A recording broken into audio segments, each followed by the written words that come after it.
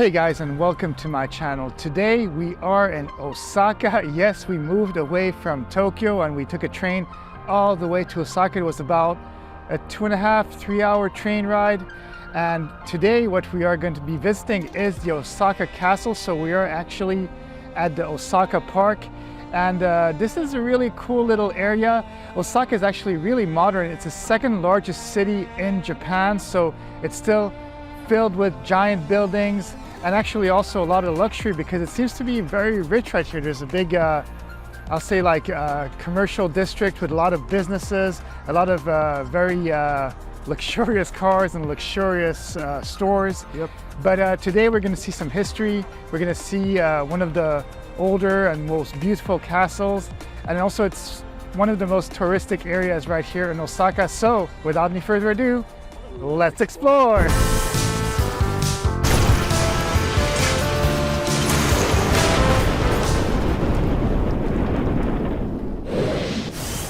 In order to travel from Tokyo to Osaka, we took the Shinkansen bullet train. It was a seamless experience, and observing the bustling station and the efficient boarding process showcased Japan's remarkable rail system. The high-speed train journey took approximately 2.5 hours, providing breathtaking views of the picturesque Japanese landscape that seamlessly blends old Japan with modern life and natural beauty. Upon arriving in Osaka, the city welcomed us with its modern urban life, featuring high-rise buildings and a vibrant atmosphere. On our way to Osaka Castle, we discovered the historic Hoenzaka warehouse buildings, constructed in the latter half of the 5th century. 16 such houses were built, each covering 10 meters times 9 meters, featuring characteristic multiple supporting posts in an Iramoya roofing style. As you guys can see, well, I am right next to Osaka Castle, which is really beautiful. It looks really grand in the middle of nature and its surrounding park, and it's super duper interesting to see how they build this architecturally. It was actually made out of wood at the end of the 16th century, and then it did actually have to face a couple of fires throughout the years. Well, because it is wood, it's super easy to burn. But it's been restored right now, and it was restored also a couple of other times. But inside there is a museum. It's about 600 yen to get inside of it. Is it worth going inside? Well, if you just want to see the old history and the beautiful architecture, not really. But if you want to see a little bit of the history of the castle and understand all the wars that Osaka had back in the day, well, you can go inside. You can see a couple of samurai armors and also their hats, and all of them are custom made, and you get to see also some of the historical papers. But I would say that if you're not really interested in reading about the history, well, inside it's just modern looking, so it's not really worth it. The only thing that I really do recommend though inside is going all the way to the top on the 7th floor and seeing the beautiful views of Osaka, because well, from there you get to see everything, and you also kind of notice how modern this city is, and the fact that even though this is the second city of Japan, well, it's not so much smaller than Tokyo. It's still pretty impressive to see, and also seeing the whole grounds and all this green area is truly amazing. But yeah, this is really kind of like stepping back into history and really seeing what old Japan was. Osaka Castle, a symbol of Japanese heritage, was constructed in 1583 by Toyotomi Hideyoshi. Today it stands as a historical icon, preserving Japan's rich past, and welcomes school tours, trolley tours, and a constant stream of tourists exploring its grandeur. The castle grounds boast Torii Gates, adding to its allure, while historic structures in the gardens transport visitors to bygone eras. The bustling atmosphere filled with tourists contrasts with the serene castle gardens, offering respite. Ascending to the castle's zenith, we are greeted with extraordinary panoramic views of the city, showcasing once again how modern Osaka is. However, it does feel strange to be inside Osaka Castle within this modern setting, whereas the exterior is centuries old. Next to the Osaka Castle, well, we have a body of water that is surrounding the castle, and this is what they used to use back in the day in order to keep the castle protected, so people that would try to attack it would not be able to. And if you look at how they sculpted it around here, it's really kind of interesting because all the stones have been polished so you're not able to grip it if you're trying to climb on these walls. And it's just actually really gorgeous, and I've never seen a body of water like this around the castle, so I thought that I should highlight it just because it's kind of out of this world. The Ishigaki stone walls of Osaka Castle are clear evidence of the high standard of Japanese construction technology. Seeing these walls really showcases how advanced they were even back then. Surrounding Osaka Castle is Osaka Castle Park, featuring a vast expanse of greenery. The park offers a serene escape from the bustling city with its lush landscapes and vibrant foliage. Visitors can leisurely stroll through the park, enjoying the historical ambience and natural beauty that envelop this cultural landmark. Many tourists often just come to the Osaka Temple, but right here we also have more temples, like the one behind me, which is called the Shitennoji Temple, which is the temple of the four heavenly kings. And this is sometimes regarded as the first Buddhist temple, but also the first administered Buddhist temple here in Japan. It's one of the oldest ones. So it is actually supposed to be the oldest one. And it's really beautiful. It is a nice open ground with a park, there's water, and it is actually an active temple too. And it's been rebuilt over the years many times. The last time it was rebuilt was actually in 1963. And yeah, it survived all of these years, and it's kind of cool to be walking through all these historical places. And obviously, like, people often go to the Osaka Castle and they see the city of Osaka, but they don't think about the temples that are around this place. I'm probably one of the only tourists right here, so I feel kind of special just to walk on these grounds. Shitennoji Temple, established in 593 AD by Prince Shotoku, stands as Japan's oldest Buddhist temple. Steeped in history, it has weathered wars and fires, retaining its spiritual significance. Despite its cultural importance, Shitennoji sees fewer tourists, offering a quieter exploration of its grounds. Within the shrine, small statues called jiso are prevalent.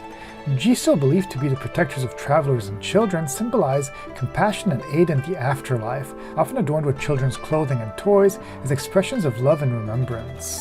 Shitennoji Temple, with its cultural and spiritual resonance, remains a tranquil sanctuary amid the vibrant city. Here we find ourselves in Matsushima, which is a really cool area of Osaka, because, well, they have a really nice blend of old and new. Right now we are actually in one of the malls right here. It's an outdoor-indoor mall, which has a really interesting rooftop because it's transparent, but it covers the mall in case of rain. But what's interesting about this mall also is the fact that there's a really nice blend of old and new. It's almost like the stores are kind of stuck in the 80s or maybe the 90s. What do you think of this area, Safwan?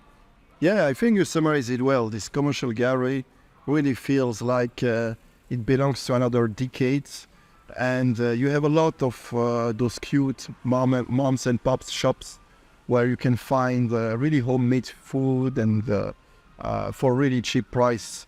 So, and you just see locals here. Really, it's a daily life place. Mm-hmm. So don't hesitate to hear a bit outside of the downtown, so you can find those kind of little gems. Yeah, absolutely. And also, it's not just this gallery, but all the streets around here have this sort of blend of old and new. So you're going to see a lot of really old houses that look really typically Japanese and maybe exactly like what you would have seen in an anime here or one of those Japanese movies back in the day. But yeah, it's a really special area. I'm glad that we came to this place because it's not touristic at all. Matsushima, a charming area in Osaka, truly presents a more quaint and traditional view of Japan, offering a welcome escape from the crowded tourist spots. Its covered shopping street exudes a nostalgic ambience with a variety of old-style stores, traditional restaurants, and delightful street food vendors. Wandering through this vibrant marketplace provides a glimpse into the rich tapestry of Osaka's culture. From timeless shops to savory street bento, this area captivates visitors with a harmonious blend of history, local flavors, and the lively spirit of this unique neighborhood. One thing to do when you are in Osaka, and especially in the center of Osaka, is to go to the Abeno Harukas building, which is a gorgeous building that is 300 meters tall. It goes up 62 floors, and on the top deck, you get to see a beautiful 360-degree view of the whole city, which is really, really gorgeous. In order to get to this deck, you do have to pay 1,800 yen, which is about $12 USD as of 2023. And this was actually also the tallest building in Japan until this year, and it was overtaken by another building in Tokyo, which is a little bit taller. But yeah, it still is really magnificent to see this view. The best time to come here is during the sunset because you are going to see the city during the golden hour, and everything just looks more gorgeous during the golden hour.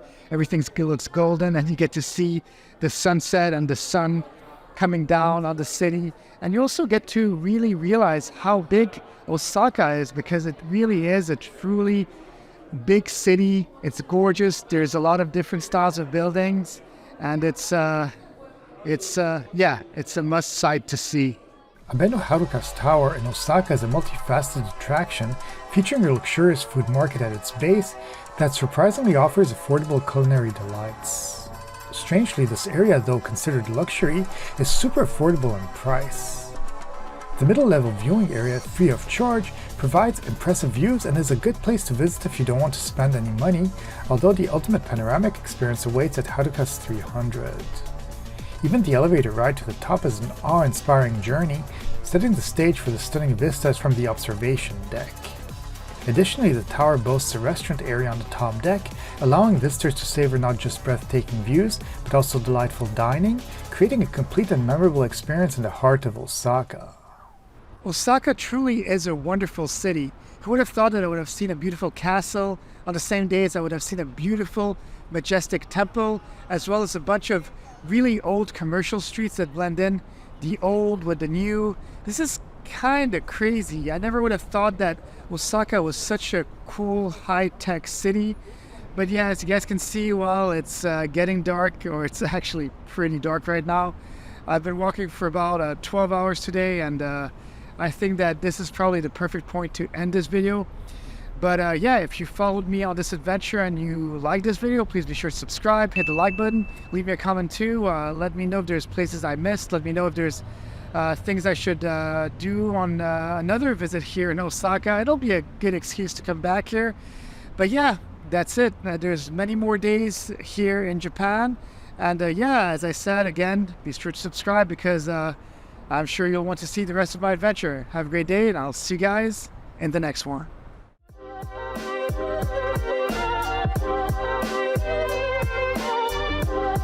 Thank you.